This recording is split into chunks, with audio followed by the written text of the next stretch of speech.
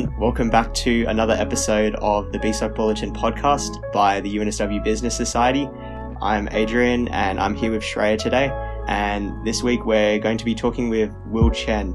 And Will Chen has a range of internship experience in particular for software engineering. And then some of the companies include Quantium, 9News and Atlassian. And for context, he was also previously our co-president for the society in 2019. So I guess what have you been up to recently, Will? Thanks for introducing me, Adrian. It's always good to be back. 2019 was a bit of a long time ago, what it felt like, but it's always good to be back and doing something with BSOC. You asked me what have I been up to. Well, this year I was planning to actually go traveling for exchange, but because of COVID, that didn't really happen.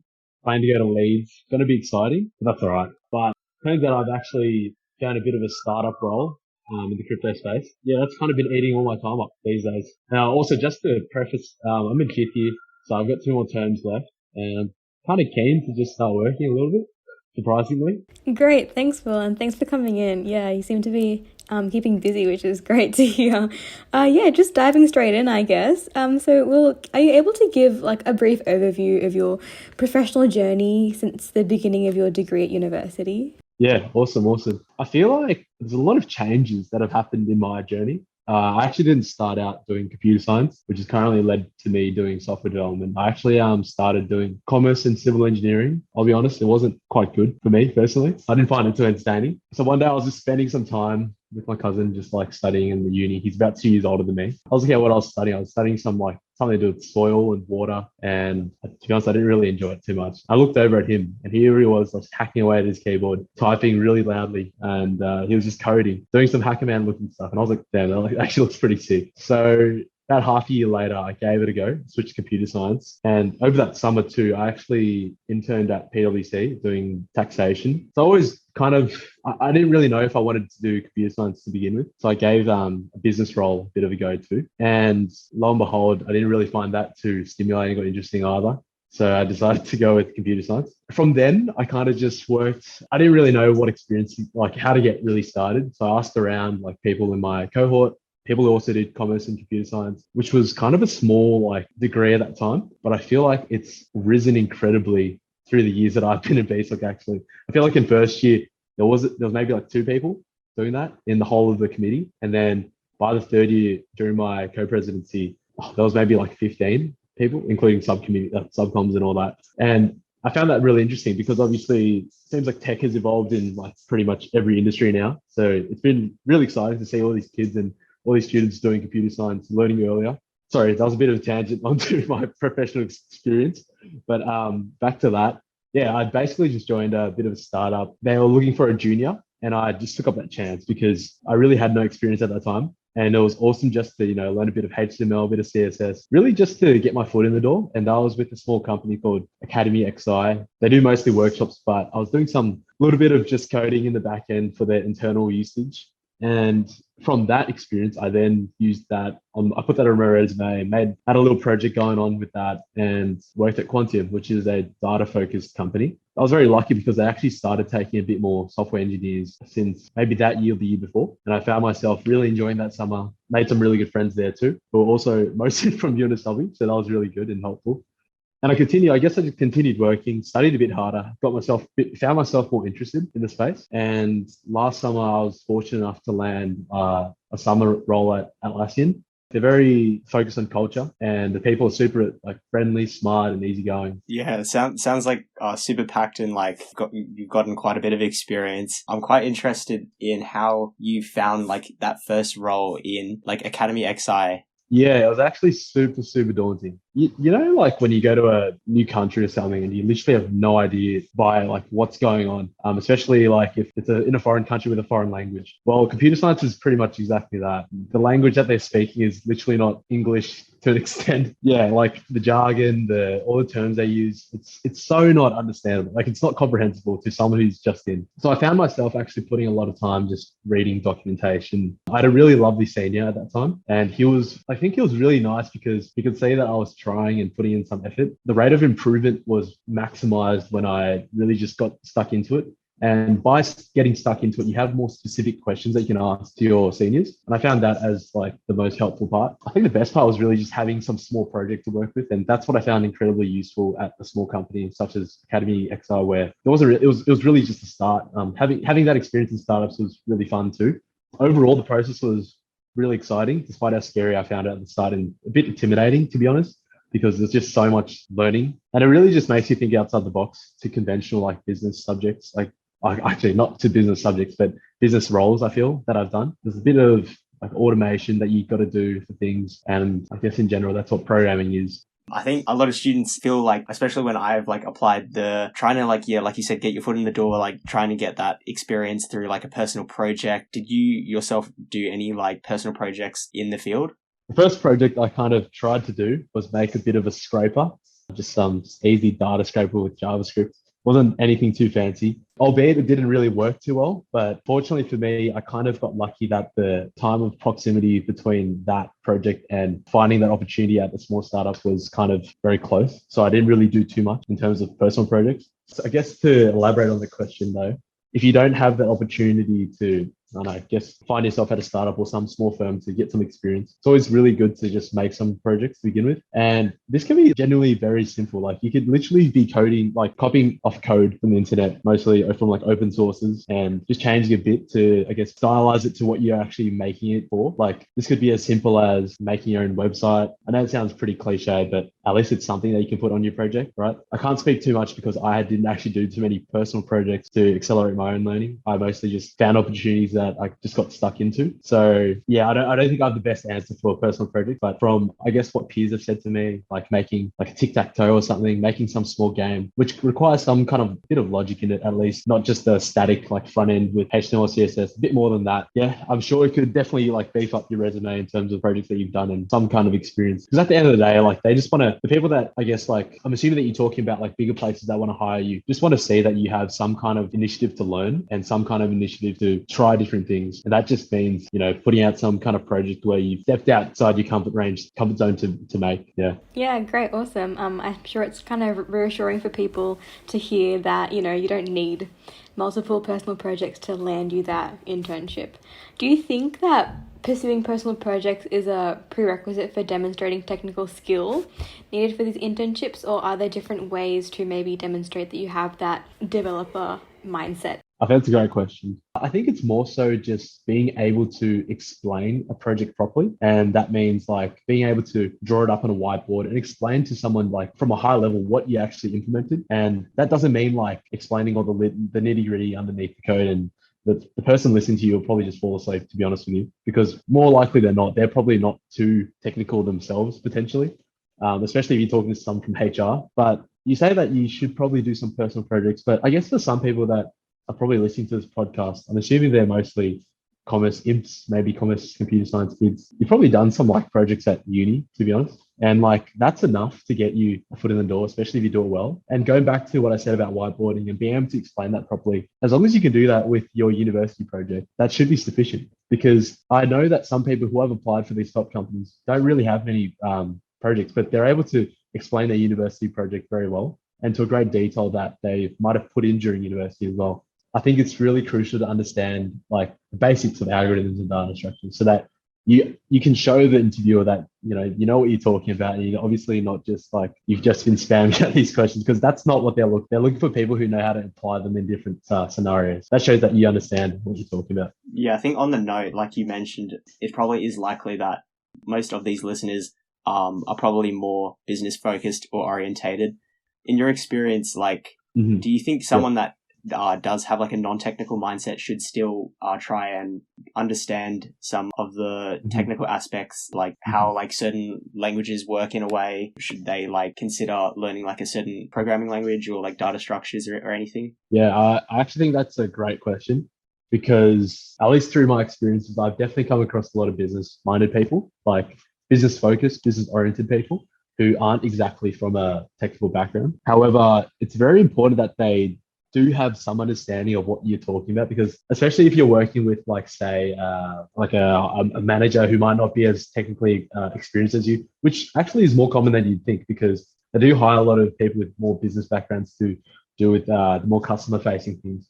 it is really important so that they can actually offload ideas and help you think in a way to kind of implement what they're thinking about. Basically, what I'm saying is you're able to see face to face in some kind of middle ground so that so the developer is able to talk to the business person and create those ideas. And also, I think like having some high level understanding of some like basic languages or more easier languages, such as like Python, for example, is very crucial as well, because there's this term called pseudocoding, which is basically just not writing the explicit code itself, but more so just like a very like abstract or high level range of code, if that makes any sense. But if you can understand that from a high level as a business like student, it helps a lot for the software engineer or software developer that you might be working with. On that note as well, I think that given that most places are now like very technologically advanced, it is very good to just have some knowledge in terms of like languages. Yeah, definitely. I think on that note, especially with like emerging degrees like information systems and stuff, apart from, I know you have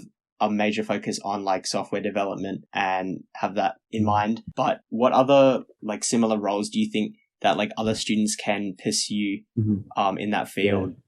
Yeah, no, that's also a great question, because I feel like a lot of these roles are currently emerging. A big one is data scientist, I'd say. Data is definitely becoming ever more important every day. And I feel like that's that field, especially with, I think data science as a course itself came out in 2017 at UNSW. And it seems like more and more companies want to make use of data. So I think that's a very good field to look into, especially if you're doing something more mathematical, such as like finance or even finance and technology as a major in commerce. I think that's very useful because there are so many different kinds of software developers as well. Another hot area, I think, is product management. It seems like that is the field where a lot of people who have technical knowledge, but also enjoy the business background, do look into that. I myself would personally be like favorable to that as well, maybe down the line. But for now, I am enjoying being a developer. And it seems like a lot more companies are actually offering that product management role. And it seems like that area is growing a lot too. Yeah, awesome. Just moving on a bit more to your personal experience with all your professional, I guess, internships and everything. What are some of the biggest challenges you faced, especially in your technical internships? Honestly, I don't even think like my first one went that well, if not the second one. So my time at Academy XI and Quantium, I don't think they actually went too well, to be quite frank with you, just because of, I guess, how much learning there was, especially in such a new environment. I think the big environment switch, like the change from coding from your laptop to somewhere in an office, and the whole stack has changed, including the languages that you might not have even used before, and as well as all the people that you actually have to talk to. I feel like there's a big misconception that software engineers don't really need to be able to communicate well, or like they don't need to talk to many people and they just sit at the table and code all day. But I feel like I'm here to actually bring the truth to this, that it isn't like that at all. You actually do talk to many parties. There's heaps of stakeholders actually. That could be like the people that you're actually building this product for. So you got to gather those requirements, or it just like maybe just the daily catch ups with your team. So called stand-ups. Also just like chats with your manager and stuff and people in your team. There's actually a lot of like talking that you kind of surprised about. So I think like that was something that played strong in my suit, even though I didn't expect as much communication within the role for some reason. I think there's a big difference between being a programmer and a coder. And a coder, I guess, is someone who just codes out things. Whereas a programmer and the developer, you kind of work in the team to reach some goal within the overall scheme of things. I found that communication and I guess being able to share your, like where you're stuck at and the transparency with that with your manager is something that was very crucial towards my learning. At the start, I think I felt a bit embarrassed, to say the least, like a little embarrassed that I couldn't figure out something. But I think I realized, I came to terms that it was okay and everyone has been in that same boat. And I guess to all the viewers and listeners, it is okay to like make mistakes. Making mistakes is probably the number one piece of advice I could give as a developer. If you don't make mistakes, you're probably doing something wrong, honestly. Like, unless you're the best coder in the world, then okay, I'll take that back. But making mistakes in my first couple of internships was what I thought was my, biggest fear, if anything. Don't be afraid to make mistakes, because all the learnings from those mistakes makes you the better developer. I think, I might re-stimulate that by like what you mentioned when you said you kind of feel embarrassed. I think it's like quite normal, especially if you're new to the environment. Yeah. But for students that kind of are in the degree or in that first role and they're not sure what's kind of going on, and they kind of call it like imposter syndrome in a way. Yes. How do you think like people can overcome that? That was the good idea I was supposed to be leading to, or what I was thinking about. But yeah, imposter syndrome is pretty scary, I'd say, at the start.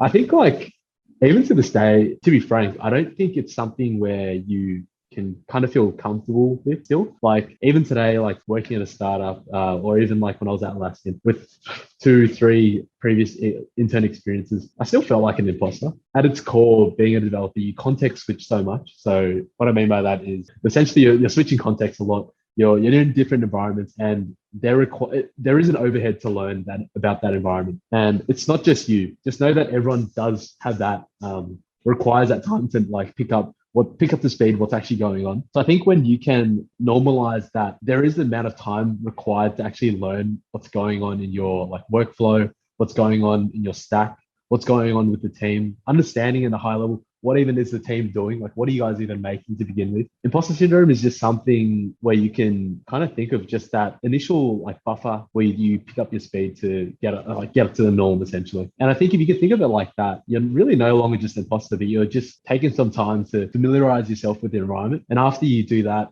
again, ask as many questions as you want during that time because people understand. They've all been there, like there's nothing to be scared of. The best thing you can do is just ask away. People are more than happy to answer usually, unless they're really, really busy with something. But look, that's hardly the case. I think everyone in this space like works pretty comfortably, but nothing too extreme at times.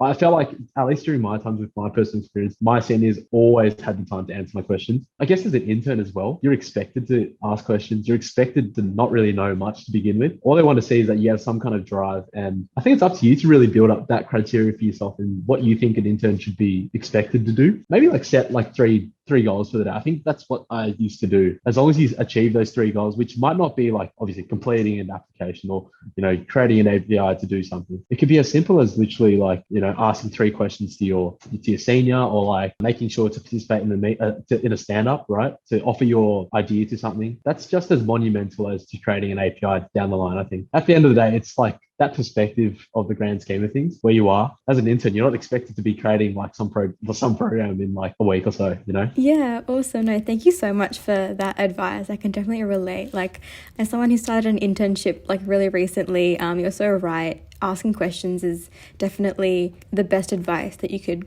take on. In the same vein as that, looking back now, what's one piece of advice you'd give to yourself on the first day of your very first internship?